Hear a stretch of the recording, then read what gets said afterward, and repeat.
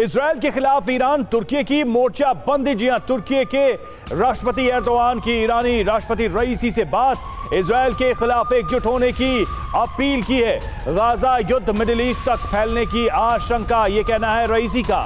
जंग पर दुनिया ने अमेरिका का असली चेहरा देखा, इब्राहिम रईसी का बयान। तो एकजुट होने की अपील एक बार फिर से की गई है और इजराइल के खिलाफ एकता के प्रदर्शन की बात कही गई है रईसी की तरफ से।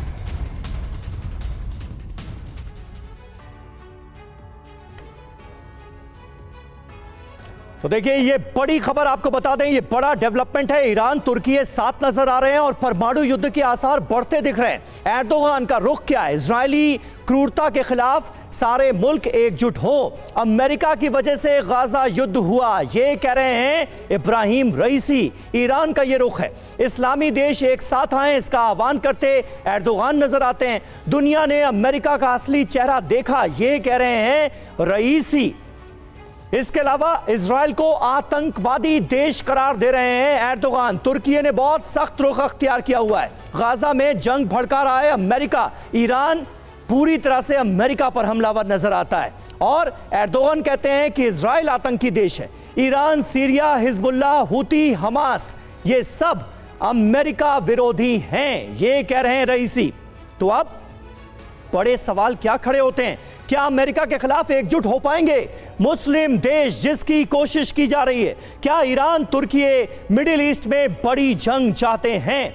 और इसकी तैयारी के तौर पर हम इन मेल मुलाकातों को देख रहे हैं क्या?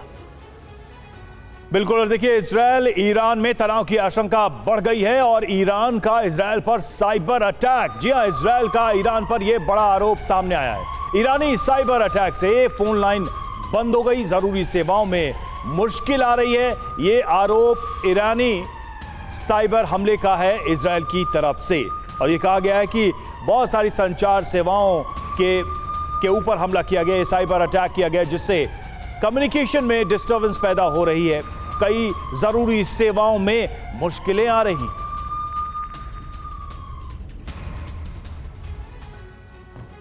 तो देखिए, इजराइल ने ईरान पर किन आपातकालीन सेवाओं पर साइबर हमले करने का आरोप लगाया है, ये आपको जरा समझा देते हैं, क्योंकि ये आरोप अपने आप में बहुत महत्वपूर्ण है और चिंताजनक भी। इजराइल पर ईरान का साइबर अटैक इजरायली कंपनियों और संस्थानों को बनाया गया है निशाना, ये इजरायली मीडिया में दावा किया जा रहा है। इजराइल के डिजिटल इंफ्रास्ट्रक्चर पर साइबर अटैक की कोशिश बार बार ईरान की तरफ से हो रही।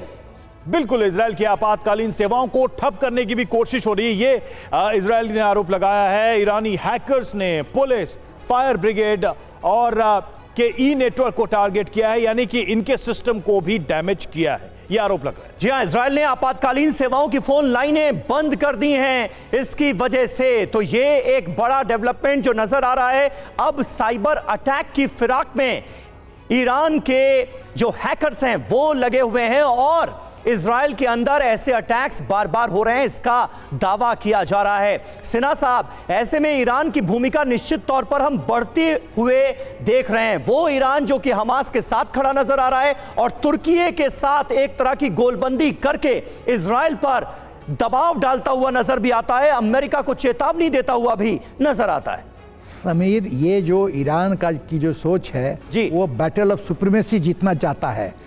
क्या ये सच नहीं है कि मिडिल ईस्ट मुस्लिम कंट्रीज आज दो कैंप में बटे हुए हैं? क्या ये सच नहीं है कि सऊदी की सोच और ईरान की सोच सेम नहीं है? क्या ये सच नहीं है कि यूएई की सोच और ईरान की सोच सेम नहीं है?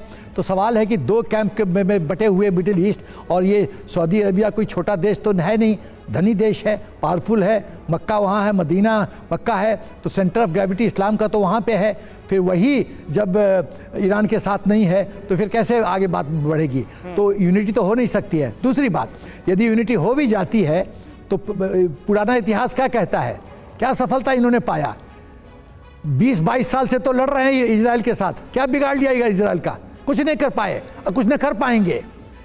फर्क है। कोई भी मिडिल ईस्ट का सरकारी जो सेना है क्या बिल्कुल। लेकिन देखिए, हर लेवल पे ये कोशिश जरूर की जा रही है कि इजराइल को इंगेज किया जाए। और देखिए, साइबर स्पेस में भी एक लड़ाई छेड़ने की कोशिश ईरान की तरफ से की जा रही है।